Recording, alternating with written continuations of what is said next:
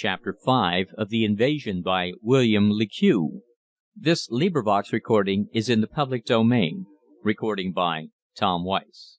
Chapter 5. How the War Ended. Days passed. Weary, waiting, anxious days. A whole month went by. What had really happened at sea was unknown. After the truce, London very gradually began to resume her normal life, though the gaunt state of the streets was indescribably weird.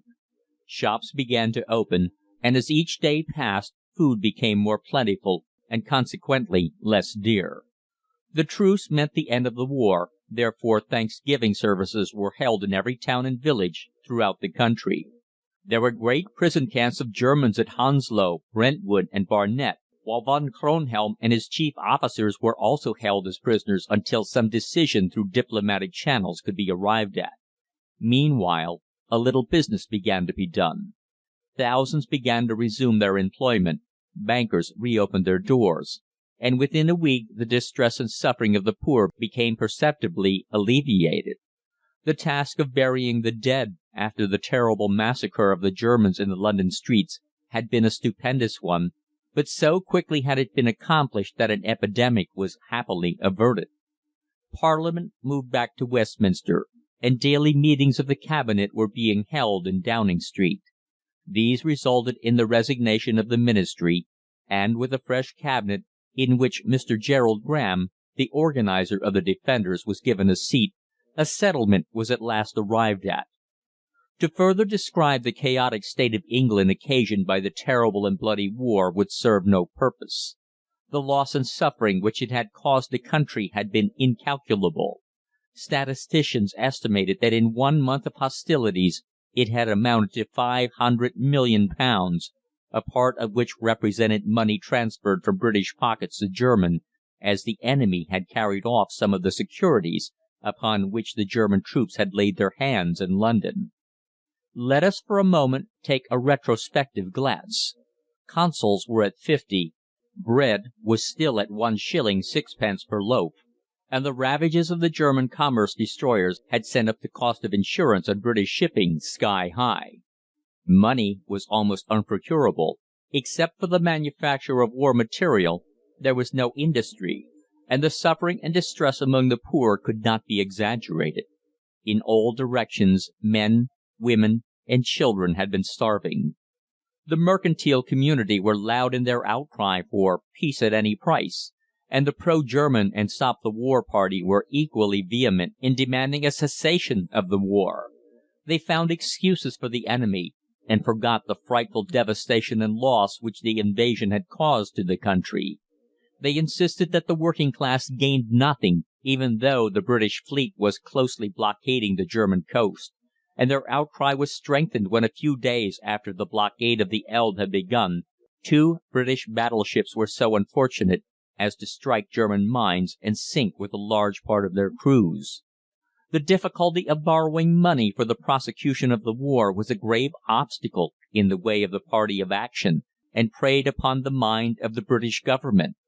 Socialism, with its creed of "Thou shalt have no other God but thyself," and its doctrine, "Let us eat and drink, for tomorrow we die," had replaced the religious beliefs of a generation of Englishmen taught to suffer and to die sooner than surrender to wrong. In the hour of trial, amidst smoking ruins, among the holocausts of dead which marked the prolonged, bloody, and terrible battles on land and at sea, the spirit of the nation quailed, and there was really no great leader to recall it to ways of honour and duty. The wholesale destruction of food, and particularly of wheat and meat, removed from the world's market a large part of its supplies, and had immediately sent up the cost of food everywhere, outside the United Kingdom as well as in it. At the same time, the attacks upon shipping laden with food increased the cost of insurance to prohibitive prices upon vessels freighted for the United Kingdom. The underwriters, after the first few captures by the enemy, would not insure at all except for fabulous rates.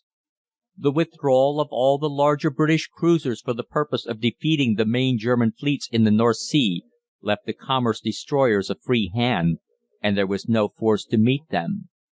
The British liners commissioned as commerce protectors were too few, and too slow to be able to hold their adversaries in check. Neutral shipping was molested by the German cruisers. Whenever raw cotton or food of any kind was discovered upon a neutral vessel bound for British ports, the vessel was seized and sent into one or other of the German harbours on the west coast of Africa. The United Kingdom, indeed, might have been reduced to absolute starvation had it not been for the fact that the Canadian Government interfered in Canada to prevent similar German tactics from succeeding, and held the German contracts for the cornering of Canadian wheat, contrary to public policy. The want of food, the high price of bread and meat in England, and the greatly increased cost of the supplies of raw materials sent up the expenditure upon poor relief to enormous figures. Millions of men were out of employment and in need of assistance. Mills and factories in all directions had closed down, either because of the military danger from the operations of the German armies, or because of the want of orders, or again because raw materials were not procurable. Unfortunately, when the invasion began, many rich foreigners who had lived in England collected what portable property they possessed, and retired abroad to Switzerland, Italy, and the United States. Their example was followed by large numbers of British subjects who had invested abroad, and now, in the hour of distress, were able to place their securities in a handbag and withdraw them to happier countries. They may justly be blamed for this want of patriotism, but their reply was that they had been unjustly and mercilessly taxed by men who derided patriotism, misused power, and neglected the real interest of the nation in the desire to pander to the mob. Moreover, with the income tax at 3 shillings 6 in the pound, and with the cost of living enormously enhanced, they declared that it was a positive impossibility to live in England, while into the bargain their lives were exposed to danger from the enemy. As a result of this wholesale emigration, in London and the country the number of empty houses inordinately increased, and there were few well-to-do people left to pay the rates and taxes. The fearful burden of the extravagant debts which the British municipalities had heaped up was cruelly felt, since the nation had to repudiate the responsibility which it had incurred for the payment of interest on the local debts. The Socialist dream, in fact, might also be said to have been realized. There were few rich left, but the consequences to the poor, instead of being beneficial, were utterly disastrous. Under the pressure of public opinion, constrained by hunger and financial necessities, and with thousands of German prisoners in their hands, the British Government acceded to the suggested conference to secure peace. Peace was finally signed on January 13, 1911. The British Empire emerged from the conflict outwardly intact, but internally so weakened that only the most resolute reforms accomplished by the ablest and boldest statesmen could have restored it to its old position. Germany, on the other hand, emerged with an additional 21,000 miles of European territory, with an extended seaboard on the North Sea, fronting the United Kingdom at Rotterdam and the Texel, and, it was calculated, with a slight pecuniary advantage.